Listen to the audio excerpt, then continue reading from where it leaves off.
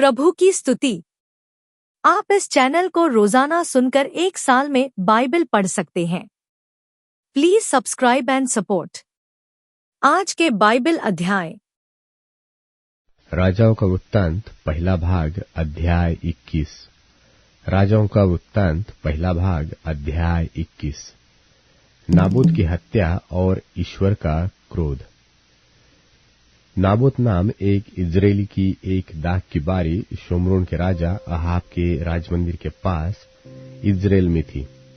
इन बातों के बाद अहाब ने नाबोत से कहा, तेरी दाख की बारी मेरे घर के पास है, तू उसे मुझे दे कि मैं उसमें साग पात की बारी लगाऊं, और मैं उसके बदले तुझे उससे अच्छी एक वाटिका दूंगा।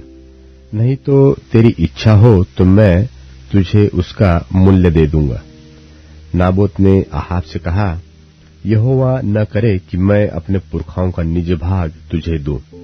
इजरायली नाबोत के इस वचन के कारण कि मैं तुझे अपने पुरखाओं का निज भाग न दूंगा, अहाब उदास और अप्रसन्न होकर अपने घर गया और बिछौने पर लेट गया और मुंह फेर लिया और कुछ भोजन न किया। तब उसकी पत्नी इजेबेल ने उसके पास आकर पूछा, तेरा मन क्यों ऐसा उदास है कि तू कुछ भोजन नहीं करता? उसने कहा, कारण यह है कि मैंने इजरायली नाबोत से कहा कि रुपया लेकर मुझे अपनी दाख की बारी दे, नहीं तो यदि तू चाहे तो मैं उसकी संति दूसरी दाख की बारी दूंगा। और उसने कहा, मैं अपनी दाख की बारी तुझे न दूंगा। उसकी पत्नी इजेबेल ने उससे कहा, क्या तू इस्राएल पर राज्य करता है कि नहीं? उठकर भोजन कर और तेरा मन आनंदित हो। इजरायली नाबोत की दाख की बारी मैं तुझे दिलवा दूंगी। तब उसने अहाब के नाम से चिट्ठी लिखकर उसकी अंगूठी की छाप लगाकर उन पुरनियों और रईसों के पास भेज दी जो उसी नगर में नाबोत के पड़ोस में रहते थे। उस चिट्ठी में उसने यो लिखा कि उपवास का प्रचार करो और नाबोत को लोगों के सामने ऊंचे स्थान पर बैठाना।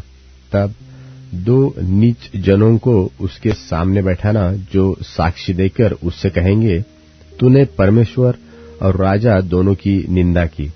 तब तुम लोग उसे बाहर ले जाकर उसको पत्थरवाह करना कि वह मर जाए। इजेबेल की चिट्ठी में की आज्ञा के अनुसार नगर में रहने वाले पुरनियों और रईसों ने उपवास का प्रचार किया और नाबोत को लोगों के सामने ऊंचे स्थान पर बैठाया। तब 2 नीच जन आकर उसके सन्मुख बैठ गए और उन नीच जनों ने लोगों के सामने नाबोत के विरुद्ध यह साक्षी दी कि नाबोत ने परमेश्वर और राजा दोनों की निंदा की। इस पर उन्होंने उसे नगर से बाहर ले जाकर उसको पत्थरवाह किया और वह मर गया। तब उन्होंने इजेबेल के पास यह कहला भेजा कि नाबोत पत्थरवाह करके मार डाला गया है। यह सुनते ही कि नाबोत पत्थरवाह करके मार डाला गया है, इजेबेल ने अहाब से कहा, उठकर इजरायली नाबोत की दाख की बारी को, जिसे उसने तुझे रुपया लेकर देने से भी इनकार किया था, अपने अधिकार में ले, क्योंकि नाबोत जीवित नहीं परंतु मर गया है। इजरायली नाबोत की मृत्यु का समाचार पाते ही अहाब उसकी दाख की बारी अपने अधिकार में लेने के लिए वहां जाने को उठ खड़ा हुआ। तब यहोवा का यह वचन तिशबी एलिय्याह के पास पहुंचा कि चल, शोमरोन में रहने वाले इस्राएल के राजा अहाब से मिलने को जा। वह तो नाबोत की दाख की बारी में है, उसे अपने अधिकार में लेने को वो वहां गया है। और उससे यह कहना कि यहोवा यो कहता है कि क्या तूने घात किया और अधिकारी भी बन बैठा? फिर तू उससे यह भी कहना कि यहोवा यो कहता है कि जिस स्थान पर कुत्तों ने नाबोत का लोहू चाटा, उसी स्थान पर कुत्ते तेरा भी लोहू चाटेंगे। एलिय्याह को देखकर अहाब ने कहा, हे मेरे शत्रु, क्या तूने मेरा पता लगाया है उसने कहा, हाँ, लगाया तो है, और इसका कारण यह है कि जो यहोवा की दृष्टि में बुरा है उसे करने के लिए तूने अपने को बेच डाला है।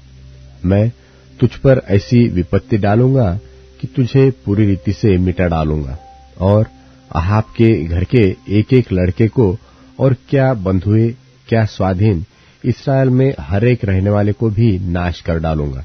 और मैं तेरा घराना नबात के पुत्र यारोबाम और अहिया के पुत्र बाशा का सा कर दूंगा, इसलिए कि तूने मुझे क्रोधित किया है और इस्राएल से पाप करवाया है।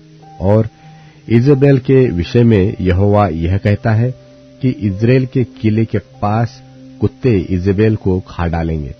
अहाब का जो कोई नगर में मर जाएगा उसको कुत्ते खा लेंगे, और जो कोई मैदान में मर जाएगा उसको आकाश के पक्षी खा जाएंगे। सचमुच अहाब के तुल्य और कोई न था, जिसने अपनी पत्नी इजेबेल के उस्काने पर वह काम करने को जो यहोवा की दृष्टि में बुरा है अपने को बेच डाला था। वह तो उन एमोरियों की नाई जिनको यहोवा ने इस्राएलियों के सामने से देश से निकाला था बहुत ही घिनौने काम करता था, अर्थात मूर्तों की उपासना करने लगा था। एलिय्याह के ये वचन सुनकर अहाब ने अपने कपड़े फाड़े और अपनी देह पर टाट लपेटकर उपवास करने और टाट ही ओढ़े पड़ा रहने लगा और दबे पांव चलने लगा। और यहोवा का यह वचन तिशबी एलिय्याह के पास पहुंचा कि क्या तूने देखा कि अहाब मेरे सामने नम्र बन गया है? इस कारण कि वह मेरे सामने नम्र बन गया है, मैं वह विपत्ति उसके जीते जी उस पर न डालूंगा, परंतु उसके शत्रु के दिनों में मैं उसके घराने पर वह विपत्ति भेजूंगा। राजाओं का वृत्तांत पहला भाग अध्याय 22। राजाओं का वृत्तांत पहला भाग अध्याय 22। अहाब की मृत्यु। और 3 वर्ष तक अरामी और इस्राएली बिना युद्ध रहे। तीसरे वर्ष में यहूदा का राजा यहोशापात इस्राएल के राजा के पास गया। तब इस्राएल के राजा ने अपने कर्मचारियों से कहा, क्या तुमको मालूम है कि गिलाद का रामोत हमारा है? फिर हम क्यों चुपचाप रहते और उससे अराम के राजा के हाथ से क्यों नहीं छीन लेते हैं? और उसने यहोशापात से पूछा, क्या तू मेरे संग गिलाद के रामोत से लड़ने के लिए जाएगा? यहोशापात ने इस्राएल के राजा को उत्तर दिया, जैसा तू है वैसा मैं भी हूँ, जैसी तेरी प्रजा है वैसी ही मेरी प्रजा भी है, और जैसे तेरे घोड़े हैं वैसे ही मेरे भी घोड़े हैं। फिर यहोशापात ने इस्राएल के राजा से कहा कि आज यहोवा की इच्छा मालूम कर ले। तब इस्राएल के राजा ने नबियों को, जो कोई 400 पुरुष थे, इकट्ठा करके उनसे पूछा, क्या मैं गिलाद के रामोत से युद्ध करने के लिए चढ़ाई करूं व रुका रहूं? उन्होंने उत्तर दिया, चढ़ाई कर, क्योंकि प्रभु उसको राजा के हाथ में कर देगा।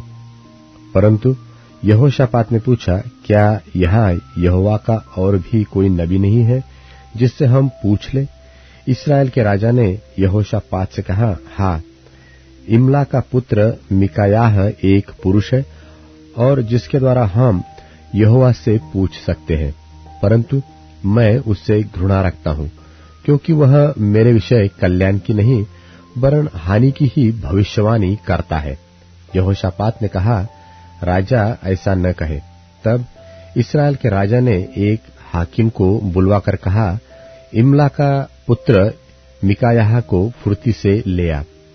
इस्राएल का राजा और यहूदा का राजा यहोशापात अपने अपने राज्य वस्त्र पहने हुए शोमरोन के फाटक में एक खुले स्थान में अपने अपने सिंहासन पर विराजमान थे, और सब भविष्यवक्ता उनके सन्मुख भविष्यवाणी कर रहे थे। तब कनान के पुत्र सिदकिय्याह ने लोहे के सिंग बनाकर कहा, यहोवा यो कहता है कि इनमें से तू अरामियों को मारते मारते नाश कर डालेगा। और सब नबियों ने इसी आशय की भविष्यवाणी करके कहा, गिलाद के रामोत पर चढ़ाई कर और तू कृतार्थ हो, क्योंकि यहोवा उसे राजा के हाथ में कर देगा।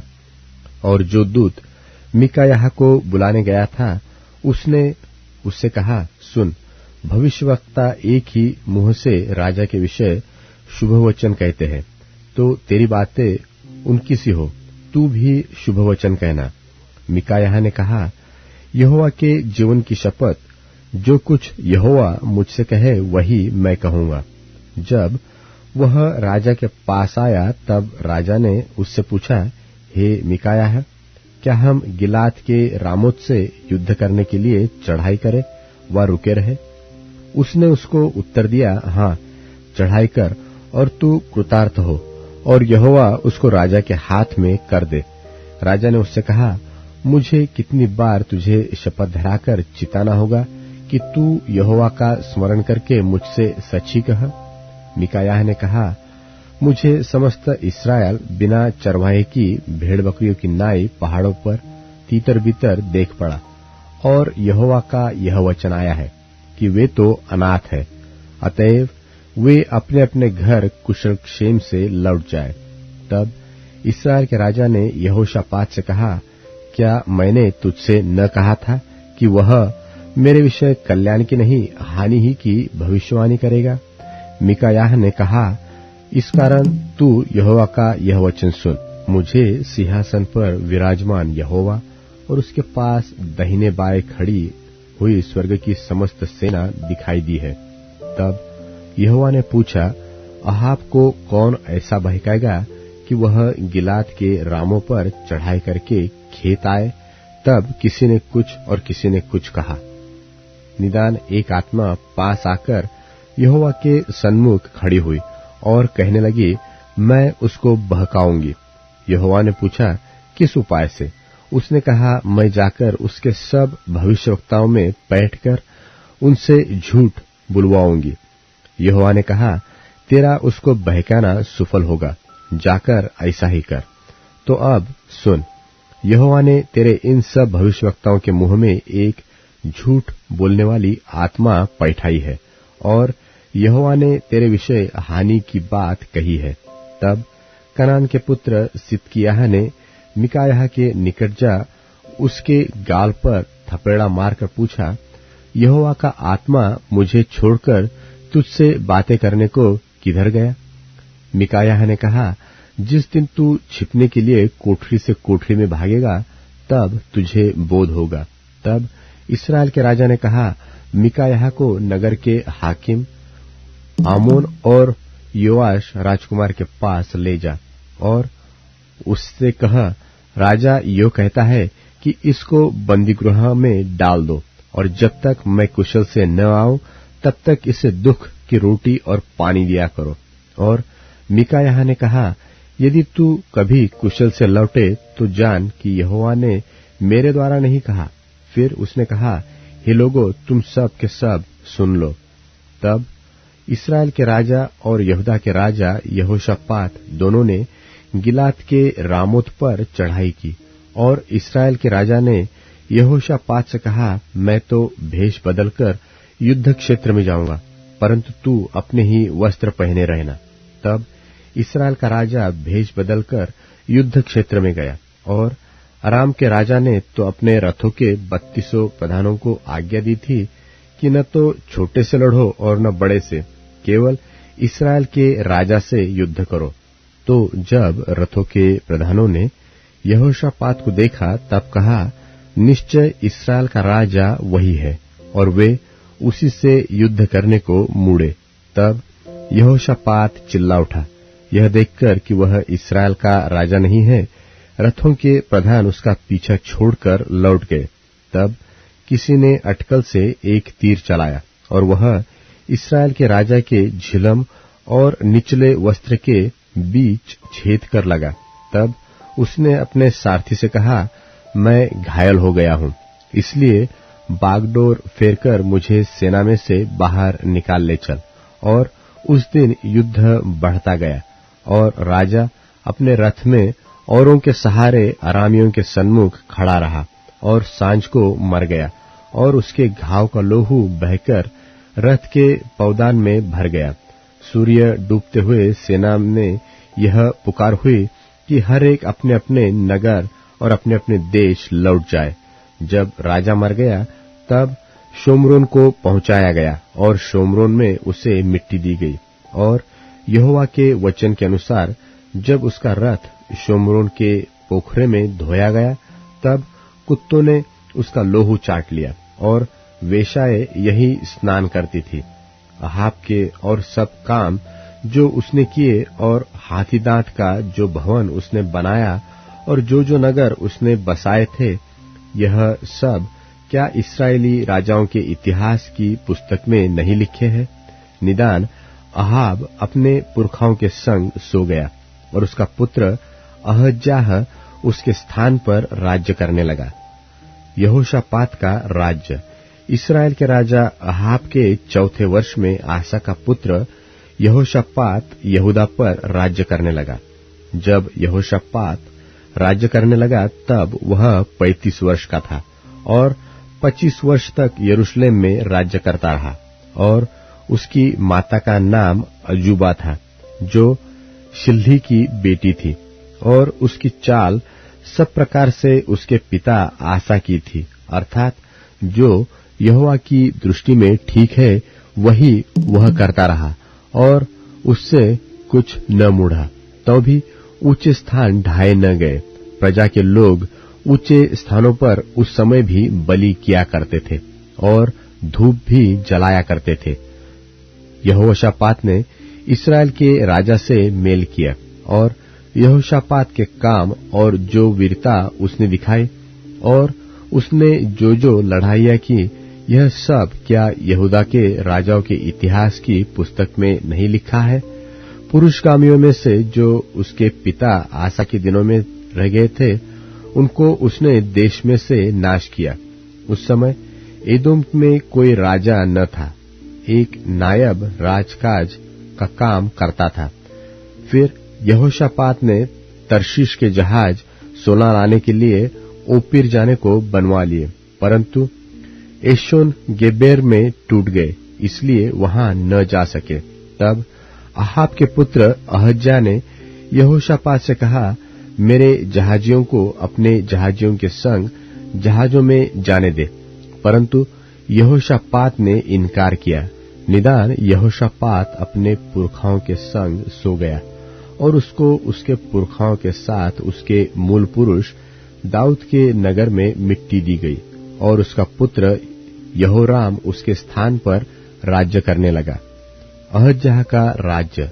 यहूदा के राजा यहोशापात के 17वें वर्ष में अहाब का पुत्र अहज्याह शोम्रोन में इस्राएल पर राज्य करने लगा और 2 वर्ष तक इस्राएल पर राज्य करता रहा। और उसने वह किया जो यहोवा की दृष्टि में बुरा था और उसकी चाल उसके माता पिता और नबात के पुत्र यारोबाम की सी थी, जिसने इस्राएल से पाप करवाया था। जैसे उसका पिता बाल की उपासना करके और उसे दंडवत करने से इस्राएल के परमेश्वर यहोवा को क्रोधित करता रहा, वैसे ही अहज्या भी करता रहा। मत्ती रचित सुसमाचार 23वां अध्याय। तब यीशु ने भीड़ से और अपने चेलों से कहा, शास्त्री और फरीसी मूसा की गद्दी पर बैठे हैं, इसलिए वे तुमसे जो कुछ कहें वह करना और मानना, परंतु उनके से काम मत करना, क्योंकि वे कहते तो हैं पर करते नहीं। वे एक ऐसे भारी बोझ को जिनको उठाना कठिन है बांध कर उन्हें मनुष्यों के कंधों पर रखते हैं, परंतु आप उन्हें अपनी उंगली से भी सरकाना नहीं चाहते। वे अपने सब काम लोगों को दिखाने के लिए करते हैं। वे अपने तावीजों को चौड़े करते और अपने वस्त्रों की कोरें बढ़ाते हैं। जेवनारों में मुख्य मुख्य जगहें और सभा में मुख्य मुख्य आसन और बाजारों में नमस्कार और मनुष्य में रब्बी कहलाना उन्हें भाता है, परंतु तुम रब्बी न कहलाना, क्योंकि तुम्हारा एक ही गुरु है और तुम सब भाई हो। और पृथ्वी पर किसी को अपना पिता न कहना, क्योंकि तुम्हारा एक ही पिता है जो स्वर्ग में है। और स्वामी भी न कहलाना, क्योंकि तुम्हारा एक ही स्वामी है, अर्थात मसीह। जो तुम में बड़ा हो वह तुम्हारा सेवक बने। जो कोई अपने आप को बड़ा बनाएगा वह छोटा किया जाएगा, और जो कोई अपने आप को छोटा बनाएगा वह बड़ा किया जाएगा। हे कपटी शास्त्रियों और फरीसियों, तुम पर हाय, तुम मनुष्यों के विरोध में स्वर्ग के राज का द्वार बंद करते हो, न तो आप ही उसमें प्रवेश करते हो और न उसमें प्रवेश करने वालों को प्रवेश करने देते हो। हे कपटी शास्त्रियों और फरीसियों, तुम पर हाय, तुम एक जन को अपने मत में लाने के लिए सारे जल और थल में फिरते हो, और जब वह मत में आ जाता है तो उसे अपने से दूना नारकीय बना देते हो। हे अंधे अगुओं, तुम पर हाय, जो कहते हो कि यदि कोई मंदिर की शपथ खाए तो कुछ नहीं, परंतु यदि कोई मंदिर के सोने की सौगंध खाए तो उससे बंध जाएगा। हे मूर्खों और अंधों, कौन बड़ा है, सोना या वह मंदिर जिससे सोना पवित्र होता है? फिर कहते हो कि यदि कोई वेदी की शपथ खाए तो कुछ नहीं, परंतु जो भेंट उस पर है, यदि कोई उसकी शपथ खाए तो बंध जाएगा। हे अंधो, कौन बड़ा है, भेंट या वेदी जिससे भेंट पवित्र होता है? इसलिए जो वेदी की शपथ खाता है वह उसकी, और जो कुछ उस पर है उसकी भी शपथ खाता है, और जो मंदिर की शपथ खाता है वह उसकी और उसमें रहने वाले की भी शपथ खाता है, और जो स्वर्ग की शपथ खाता है वह परमेश्वर के सिंहासन की और उस पर बैठने वाले की भी शपथ खाता है। हे कपटी शास्त्रियों और फरीसियों, तुम पर हाय, तुम पुदीने और सौंफ और जीरे का 10वां अंश देते हो, परंतु तुमने व्यवस्था की गंभीर बातों को अर्थात न्याय और दया और विश्वास को छोड़ दिया है। चाहिए था कि इन्हें भी करते रहते और उन्हें भी न छोड़ते। हे अंधे अगुओं, तुम मच्छर को तो छान डालते हो, परंतु ऊंट को निगल जाते हो। हे कपटी शास्त्रियों और फरीसियों, तुम पर हाय, तुम कटोरे और थाली को ऊपर ऊपर से तो मांजते हो, परंतु वे भीतर अंधेर असंयम से भरे हुए हैं। हे अंधे फरीसी, पहले कटोरे और थाली को भीतर से मांज, कि वे बाहर से भी स्वच्छ हों। हे कपटी शास्त्रियों और फरीसियों, तुम पर हाय, तुम चूना फिरी हुई कब्रों के समान हो, जो ऊपर से तो सुंदर दिखाई देती हैं, परंतु भीतर मुर्दों की हड्डियों और सब प्रकार की मलिनता से भरी हैं। इसी रीति से तुम भी ऊपर से मनुष्यों को धर्मी दिखाई देते हो, परंतु भीतर कपट और अधर्म से भरे हुए हो। हे कपटी शास्त्रियों और फरीसियों, तुम पर हाय, तुम भविष्यद्वक्ताओं की कब्रें संवारते और धर्मियों की कब्रें बनाते हो, और कहते हो कि यदि हम अपने बाप दादों के दिनों में होते तो भविष्यद्वक्ताओं की हत्या में उनके साझी न होते। इससे तो तुम अपने पर आप ही गवाही देते हो कि तुम भविष्यद्वक्ताओं के घातकों की संतान हो। सो तुम अपने बाप दादों के पाप का घड़ा भर दो। हे सांपों, हे करैतों के बच्चों, तुम नरक के दंड से क्यों कर बचोगे? इसलिए देखो, मैं तुम्हारे पास भविष्यद्वक्ताओं और बुद्धिमानों और शास्त्रियों को भेजता हूं, और तुम उनमें से कितनों को मार डालोगे और क्रूस पर चढ़ाओगे, और कितनों को अपनी सभाओं में कोड़े मारोगे, और एक नगर से दूसरे नगर में खदेड़ते फिरोगे, जिससे धर्मी हाबिल से लेकर बिरिक्याह के पुत्र जकर्याह तक, जिसे तुमने मंदिर और बेदी के बीच में मार डाला था, जितने धर्मियों का लोहू पृथ्वी पर बहाया गया है, वह सब तुम्हारे सिर पर पड़ेगा। मैं तुमसे सच कहता हूं, ये सब बातें इस समय के लोगों पर आ पड़ेंगी। हे यरूशलेम, हे यरूशलेम, तू जो भविष्यद्वक्ताओं को मार डालता है और जो तेरे पास भेजे गए उन्हें पत्थरवाह करता है, कितनी ही बार मैंने चाहा कि जैसे मुर्गी अपने बच्चों को अपने पंखों के नीचे इकट्ठे करती है, वैसे ही मैं भी तेरे बालकों को इकट्ठे कर लूं, परंतु तुमने न चाहा। देखो, तुम्हारा घर तुम्हारे लिए उजाड़ छोड़ा जाता है। क्योंकि मैं तुमसे कहता हूं कि अब से जब तक तुम न कहोगे कि धन्य है वह जो प्रभु के नाम से आता है, तब तक तुम मुझे फिर कभी न देखोगे। नीतिवचन अध्याय 6। नीतिवचन अध्याय 6। हे मेरे पुत्र, यदि तू अपने पड़ोसी का उत्तरदायी हुआ हो, अथवा परदेशी के लिए हाथ पर हाथ मारकर उत्तरदायित्व हुआ हो तो तू अपने ही मुंह के वचनों से फंसा और अपने ही मुंह की बातों से पकड़ा गया। इसलिए हे मेरे पुत्र, एक काम कर, अर्थात तू जो अपने पड़ोसी के हाथ में पड़ चुका है तो जा, उसको साष्टांग प्रणाम करके मना ले। तू न तो अपनी आंखों में नींद और न अपनी पलकों में झपकी आने दे, और अपने आप को हरिणी के समान शिकारी के हाथ से और चिड़िया के समान चिड़ीमार के हाथ से छुड़ा। हे आलसी, चुटियों के पास जा, उनके काम ध्यान दे और बुद्धिमान हो। उनके न तो कोई न्याय होता है और न प्रधान, न प्रभुता करने वाला, तो भी वे अपना आहार धूपकाल में संचय करती है और कटनी के समय अपनी भोजन वस्तु बटोरती है। हे आलसी, तू कब तक सोता रहेगा?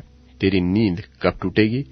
कुछ और सो लेना, थोड़ी सी नींद, एक और झपकी, थोड़ा और छाती पर हाथ रखे लेटा रहना। तब तेरा कंगालपन बटमार की नाई और तेरी घटी हथियारबंद के समान आ पड़ेगी। ओछे और अनर्थकारी को देखो, वह टेढ़ी टेढ़ी बातें बकता फिरता है। वह नैन से सैन और पांव से इशारा और अपनी अंगुलियों से संकेत करता है। उसके मन में उलटफेर की बातें रहती। वह लगातार बुराई गढ़ता है और झगड़ा रगड़ा उत्पन्न करता है। इस कारण उस पर विपत्ति अचानक आ पड़ेगी। वह पल भर में ऐसा नाश हो जाएगा कि बचने का कोई उपाय न रहेगा। 6 वस्तुओं से यहोवा बैर रखता है, वरन 7 है जिससे उसके प्राणों को घृणा है, अर्थात घमंड से चढ़ी हुई आंखें, झूठ बोलने वाली जीभ और निर्दोष का लोहू बहाने वाले हाथ, अनर्थ कल्पना गढ़ने वाला मन, बुराई करने को वेग से दौड़ने वाले पांव, झूठ बोलने वाला साक्षी और भाइयों के बीच में झगड़ा उत्पन्न करने वाला मनुष्य। हे मेरे पुत्र, मेरी आज्ञा को मान और अपनी माता की शिक्षा को न तज। इनको अपने हृदय में सदा गांठ बांधे रह और अपने गले का हार बना ले। वह तेरे चलने में तेरी अगुवाई और सोते समय तेरी रक्षा और जागते समय तुझसे बातें करेगी। आज्ञा तो दीपक है और शिक्षा ज्योति, और सिखाने वाले की डांट जीवन का मार्ग है, ताकि तुझको बुरी स्त्री से बचाए और पराई स्त्री की चिकनी चुपड़ी बातों से बचाए। उसकी सुंदरता देखकर अपने मन में उसकी अभिलाषा न कर। वह तुझे अपने कटाक्ष नैनों से फंसाने न पाए, क्योंकि वेश्यागमन के कारण मनुष्य टुकड़ों का भिखारी हो जाता है, परंतु व्यभिचारिणी अनमोल जीवन का आहेर कर लेती है। क्या हो सकता है कि कोई अपनी छाती पर आग रख ले और उसके कपड़े न जले? क्या हो सकता है कि कोई अंगारे पर चले और उसके पांव न झुलसे? जो पराई स्त्री के पास जाता है उसकी दशा ऐसी ही है, वरन जो कोई उसको छुड़ाए वह दंड से न बचेगा। जो चोर भूख के मारे अपना पेट भरने के लिए चोरी करे, उसको तो लोग तुच्छ नहीं जानते, तो भी यदि वह पकड़ा जाए तो उसको 7 गुना भर देना पड़ेगा, वरन अपने घर का सारा धन देना पड़ेगा। परंतु जो परस्त्रीगमन करता है वह निर्बुद्ध है और अपने प्राणों को नाश करना चाहता है। वह ऐसा करता है, उसको घायल और अपमानित होना पड़ेगा और उसकी नामधराई कभी न मिटेगी, क्योंकि जलन रखने से पुरुष बहुत ही क्रोधित हो जाता है और पलटा लेने के दिन वह कुछ कोमलता नहीं दिखाता। वह घूस पर दृष्टि न करेगा और चाहे तू उसको बहुत कुछ दे तो भी वह न मानेगा। अब Amazon music, tune in, Spotify और YouTube म्यूजिक में उपलब्ध है। Please follow it.